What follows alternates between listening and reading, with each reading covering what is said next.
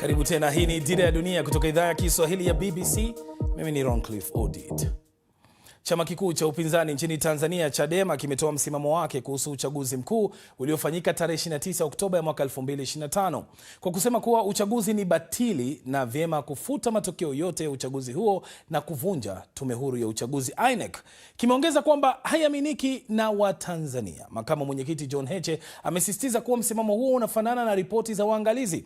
Ingawa hivi karibuni, wakati akizungumza na wazee wa Dar es Salaam, Rais Samia Suluhu Hassan alisema haishangazi kuwa alipata ushindi mkubwa, kwani vyama vikuu viwili vya upinzani, Chadema na ACT Wazalendo, hawakuwemo kwenye mbio za urais. Aidha, Rais Samia amebuni tume ya kuchunguza vurugu zilizotokea wakati na baada ya uchaguzi huo, pamoja na chanzo kikuu cha kero ya waandamanaji.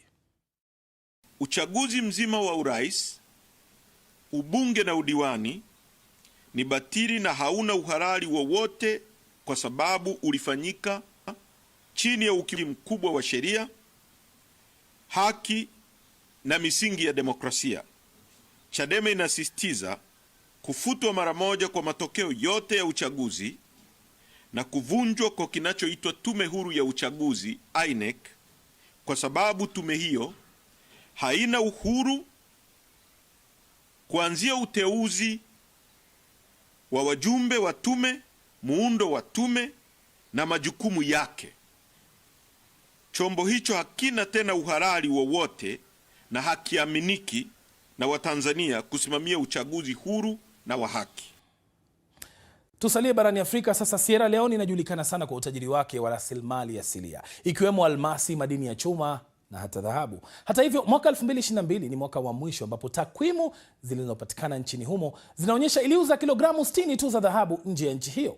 Inaaminika kuwa kiasi kikubwa cha dhahabu kinachimbwa na vikundi vidogo vya wachimbaji ambao mara nyingi hufanya kazi katika mazingira hatari na kinyume cha sheria.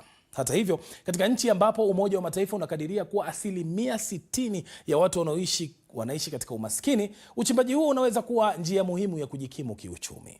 Wachimbaji sio tu watu wazima pekee, bali pia watoto, na matokeo yake wakati mwingine huwa mauti. Ahmed Bahaj anawasilisha taarifa ya Godwin Asediba, mshindi wa tuzo ya Komla Dumo ya BBC ya mwaka 2025, ambaye alisafiri hadi kijiji cha Nyembadu mashariki mwa nchi hiyo ili kufahamu zaidi. Ni sauti za mshtuko na huzuni katika kijiji hiki. Muhammad mwenye umri wa miaka 16 na Yahya mwenye umri wa miaka 17 walifariki baada ya shimo la madini waliloliacha baada ya kuchimba kuporomoka. Namina Janneh, mama yake Yahya, ananionyesha picha za mtoto wake ambaye anasema alikuwa anamsaidia tangu mume wake afariki. Nililia na kuwasihi wampigie simu mwendeshaji wa tingatinga. Alipofika aliondoa vifuzi vilivyokuwa vimewazika watoto wangu. Yeye ni mtoto wangu na haikuwa rahisi. Yeye ndiye aliyekuwa ananisaidia katika eneo la uchimbaji. Hili ndilo shimo ambalo wavulana hao walipoteza maisha yao. Bado naweza kuona vifaa vyao langoni. Ni siku moja baada ya mazishi ya wavulana hao yaliyohudhuriwa na kijiji kizima.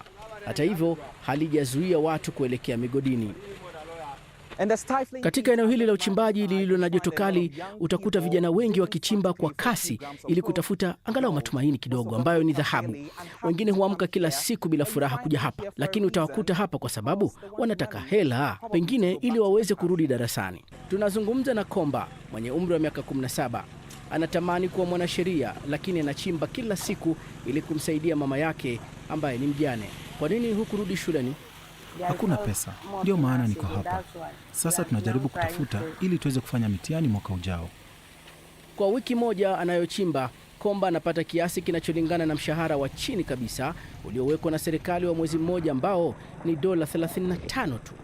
Ni kazi ngumu sana na ni hatari. Kwa wastani, timu hiyo inasema kuwa wanapata karati 4 za dhahabu kwa siku, ingawa leo wamepata karati 2 tu. Elimu ni ya lazima na bila malipo nchini Sierra Leone kwa lengo la kuhakikisha watoto wote wanasoma angalau hadi umri wa miaka 15. So how many of you here have mind for gold? Kando na wanafunzi kuacha shule ili kuchimba dhahabu, walimu wengi ni wa kujitolea na wanalipwa na jamii. Lakini wanaweza kupata pesa nyingi zaidi katika mashimo ya kuchimba madini. Jamii huenda kuchimba katika eneo moja ambapo wanachimba pamoja na hata wanakutana na walimu wao huko. Hata hivyo, serikali inasema inashughulikia swala hilo. Na katika eneo la Nyembadu, marafiki hawa wawili walizikwa hapa baada ya makaburi ya mwisho ya kijiji hicho kuchukuliwa na wachimbaji wadogo wa dhahabu. Huku fursa zikiwa chache, kuna uwezekano uchimbaji huu haramu utaendelea kuathiri elimu au hata maisha ya vijana kwa miaka mingi ijayo. Hii ni Dira ya Dunia kutoka idhaa ya Kiswahili ya BBC. Tutakaporejea,